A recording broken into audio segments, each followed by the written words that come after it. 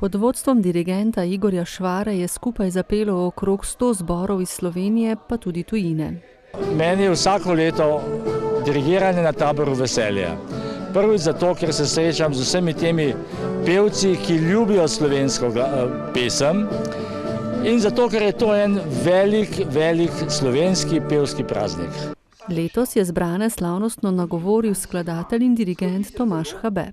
Mislim, da je pomembno, da Šentvid, seveda v malo spremenjeni obliki morda, pa vendarle ohranja avtentično slovensko pesem, da začutijo ljudje vonj po slovenski zemlji, ohranjamo slovensko besedo in da pojemo iz vsega srca.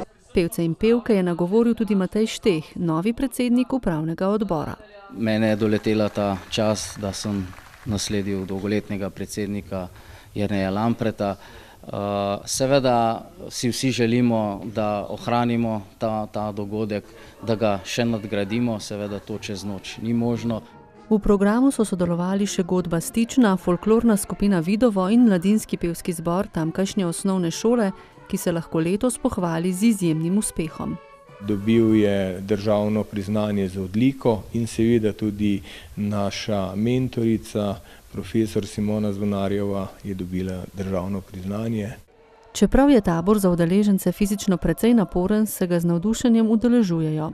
To ni revija, kjer moraš ne vem kako, pa sem zdaj grdo rekel, znati, kjer se tudi marsikaj porazgubi v tej množici, ampak je pa tista sprostitev, je tisto druženje v eni pesmi.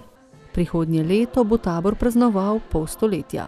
Veseli pa nas, da je zadaj tudi veliko mladih, torej imamo veliko podmladka in verjamem, da bo ravno ta podmladek tisti, ki bo temu pevskemu taboru v Šentvidu pri Stični prinesel še naslednjih 50 let.